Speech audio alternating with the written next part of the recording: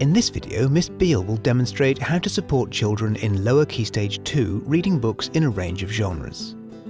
The video demonstrates retelling, summarising the main points, discussing word choice and vocabulary, identifying types of words, discussing books by the same author, rereading for clarity, using inference and deduction, discussing layout, and reading texts structured in different ways.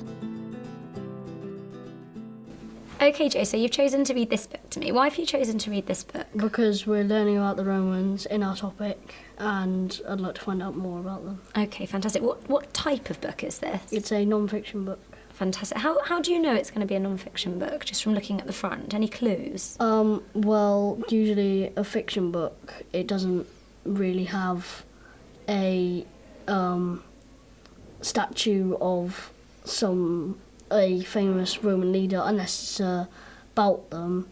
So you can kind of tell that it's about a variety of Roman worlds from the title. Fantastic, yeah, and it hasn't got an illustration on a fiction book. We'd normally expect to see an illustration, wouldn't we? Now, are we likely to read this book in the same way that we would with a fiction book? No, we'd read it in non-chronological order. Fantastic, so we can dip in and out. Now, I was wondering if you would like to do some reading today about Roman chariot racing. Okay. So if I hand the book over to you, you show me how you can find out some information about Roman chariots. I would go either to the contents, and I would do maybe everyday life or... So what can you see in the contents page? What have we got here? You'd have subtitles to tell you, so basically it tells you a wider title and then it goes all specific, so family life or living in the country. Excellent. So have a look down, see if you can find anything about chariot races. It might not be called chariot races. At the races, because chariot races has the word races in it, which was 68. Wonderful. So you go to find 68. Nearly there, fantastic. 64. Here. Excellent, at the races. Now, before we do any reading, what can you tell me about the layout of this page? How's the author chosen to lay out the information? Well, he's done some pictures of a Roman statue of a horse and the rider, and he's done some cartoony-looking illustrations of how dangerous it is and that you have horses and a rider with a long whip. Fantastic. Can you tell me anything about the structure of any of the text? Any particular features that we wouldn't notice in a fiction book? Well, fiction books, they go down the pages, but you can read, say, this page and then this page. So you read the title and then you could go, the day begins, and start reading that paragraph, and then go over to the bottom paragraph and say team spirit or something like that. So what is the purpose of these? What do we call these? Subheadings. Fabulous. And what's the purpose of them? They basically tell you what that short paragraph of information is all about. Wonderful, excellent. So if you want to start reading.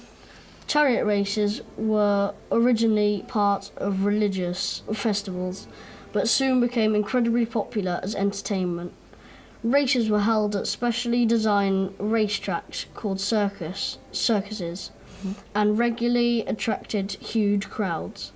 The largest racetrack was the Circus Maximus in Rome, which could seat 250,000 people, more than any sports stadium in the world today. Fantastic reading. Continue for me, please. The day begins. Only Roman citizens and their families could go to the races, and people started arriving at dawn to get a good seat. Now, Joe, I'm not quite sure about the word citizens. If I didn't know what that word meant, is there anything I could do? You'd go to the glossary, which is at the back of the book. Fantastic. And the glossary is in alphabetical order. Brilliant, it is. And what's the job of the glossary? Basically, if you don't know a word that it means, so citizens, you might not know what citizens means. So you'd go and find citizens. So citizen, and then because it's in alphabetical order, you do A, then B, then C, and then CI, citizens. Originally a man born in Rome to Roman parents who could vote and serve in the army. In 212 AD, citizenship was granted to all free men in the empire. Brilliant. And what do we call the writing that tells us a little bit about what the word means? Can you remember what that's called? Is it a We have them in dictionaries as well. It starts with the same letter. Begins with the D. Definition. Fantastic, a definition. So that tells us the definition of what the word means. Yeah. Brilliant. Do you want to pop back to the page you're on? Okay, continue on. Unlike the games, men and women would sit together. The poet Ovid wrote that the circus was a good place to find a girlfriend and boyfriend. Fantastic. What do you notice here? It's got an exclamation mark, so Yeah. you need to do it with more expression and a louder voice than usually. Why do you think the authors put an explanation mark just there? Is it because it's quite... you wouldn't really...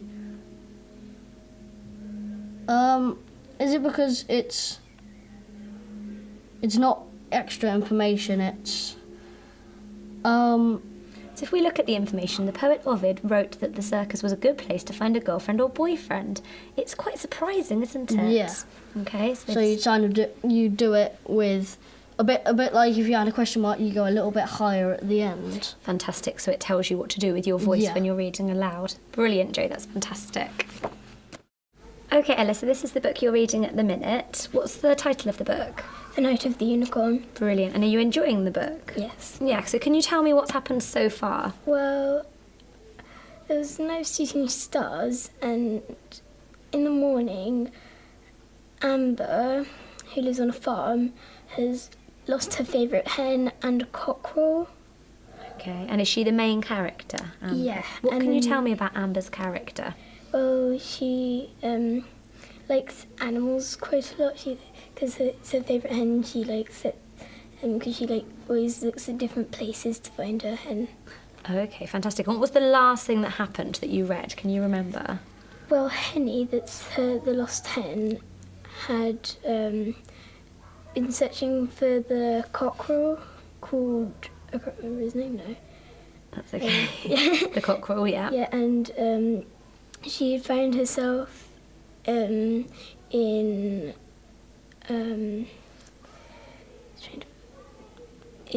Cleo's, Cleo, one of her friend's cats, house. Oh, okay. So gate, because she had been travelling to find the cockerel. So they're searching for the cockerel. Yeah, and she'd find it. She was in Cleo's bit. Okay, fantastic. So what do you think, before we read on, what do you think might happen in chapter 10? I think that Henny might just keep on searching, and she might meet a unicorn that might help her. Oh, what makes you think she might find a unicorn? I just think because it's called the Night of the Unicorn, so I just think she might find a unicorn. And Good use of the title Yeah. there, Night of the Unicorn. Yeah, so you haven't come across any unicorns yet in the story? no, So that's a really But good prediction. I've come across a horse with a circular scar on its forehead, so I think that actually might be the unicorn, but it's lost its horn. Oh, fantastic. I like the way you're using the text to make some predictions. Right, do you want to start reading for me? Hen was so tired she could barely move. She had come a very long way. Last night she looked into the eyes of Mort and lived, but only just. She had been so close. Another second and she would have tumbled out of her tree and landed at his feet. But a boy had opened a window and saved her. When the boy spoke, Mort slunk away. Henny could sense his dark shadow gliding round the side of the house. Fantastic. What does slunk And mean? he sort of crept away. Crept away, yeah. What type of word do you think slunk is? I think it's like a slang word, I don't know. Not necessarily slang. What type of word, though? If it's something that you can do, verb. It's a verb. And is it just a regular verb? What would we call slunk? Because we could say he went away, but instead the author has chosen to use the word slunk. What type of verb is that? An adverb. No. Not an adverb. It'd be a powerful verb, yeah. wouldn't it? Yes, that's something you might want to use in your writing. Excellent. Keep reading. The boy shut the window and Henny flew out into a shed in the next door garden. I'm just going to pause you there. When you're reading out loud, just try to slow down a little bit louder and a little bit clearer. So that sentence, Henny flew onto a shed in the next door garden. Okay, so just really nice and clear. Keep going. She felt safer, but not safe enough to sleep. As soon as it was light, she fluttered down into a field. Henny's third journey was long and lonely. Read that. The weeds in the field stood tall and dense, and Henny had little idea of where she was going. Eventually, she found one of her own feathers on a narrow tack between the fields. Must be nearby home, thought Henny. She would have continued up the track, but a family of badgers came trotting towards her, and Henny was so shocked that she dashed into the fields again. Fantastic. What about the word dashed? What can you tell? What does dashed mean? She dashed into the fields. Ran really fast. Excellent. Yeah, she ran really fast, but it's just a more interesting word, isn't it, the author's chosen to use. Wonderful reading. Just continue on. Okay,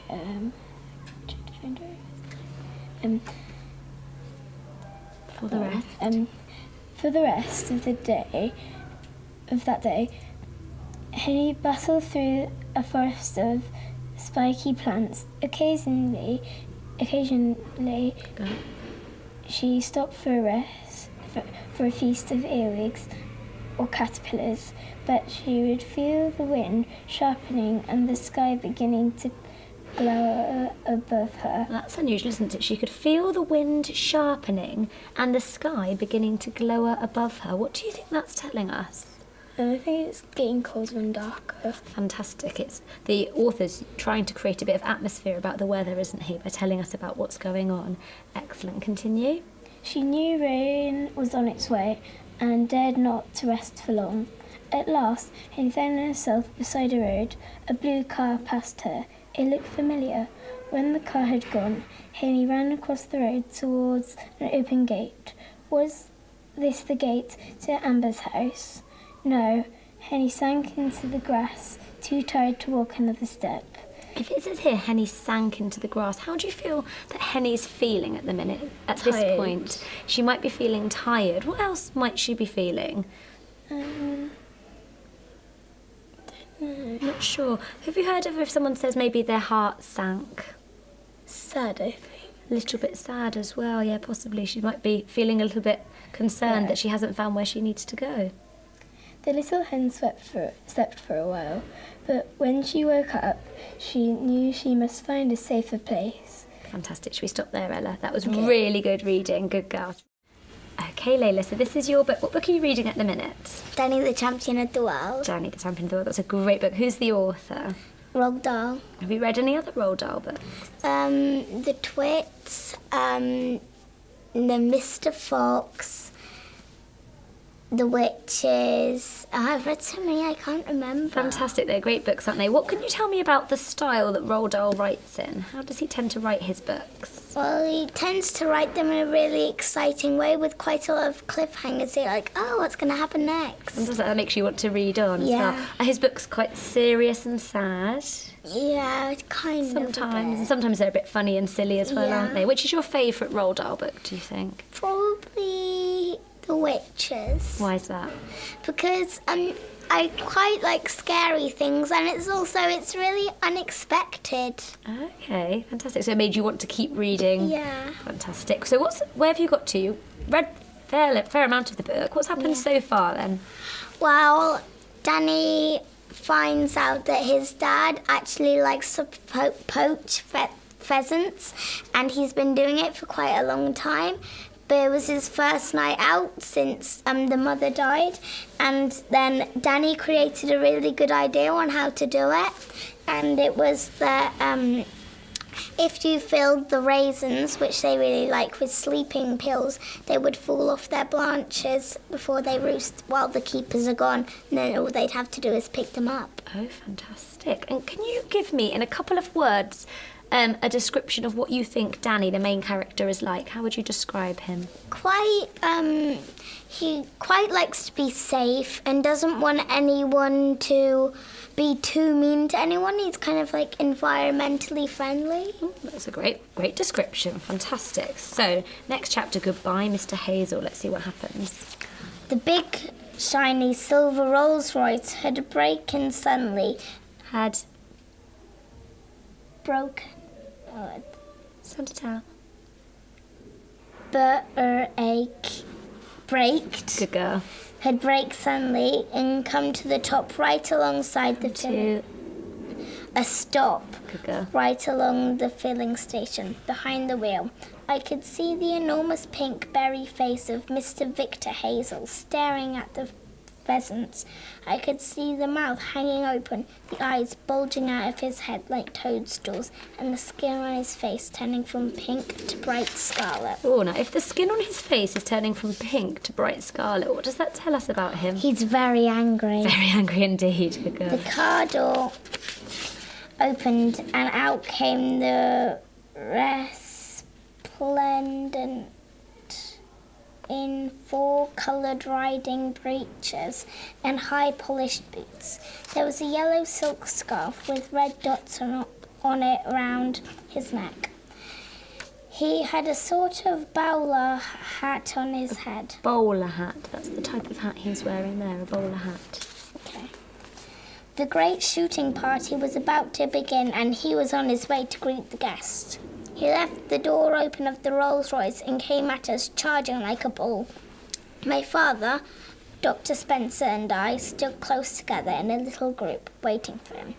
He started shouting at us the moment he got out of the car, and he went on shouting for a long time after that. I am sure you would like to know what he said, but I cannot possibly repeat it here. The language he used was so foul and filthy, it scorched my ear holes. Oh, what do you think that means? It scorched my ear holes. It's really bad. Really bad. Now, scorched my ear holes. If it had actually... Do you think it actually scorched his ear holes? What do we call that then? In writing. Simile. No, metaphor. A metaphor, fantastic, because they're trying to compare something with a little bit of exaggeration, aren't they? Excellent, keep going. Scorched my ear holes. Words came out of his mouth that I had never heard before, and I hope never hear again. Little flecks of white foam began forming around his lips and running down his chin onto the yellow silk scarf. I glanced at my father. He was standing very still and very calm, waiting for the shouting to finish. The colour was back in his cheeks now, and I could see the tiny twinkling wrinkles of a smile around the corners of his eyes. Why do you think he's starting to smile? Maybe because he might have thought that was like, how did they do that? Maybe. Possibly. So he might be wondering. Yeah, excellent. Keep going. Here we go, Dr. Spencer. Dr. Spencer stood beside him, and he was also very calm. He was looking at Mr. Hazel rather as one would look at a slug on a leaf of lettuce in a salad. Myself did not quite so calm. Do you want to just reread that sentence? I, myself, did not feel quite so calm. Fantastic. But they are not pheasants, my father said at last. They're mine. Don't lie to me, man.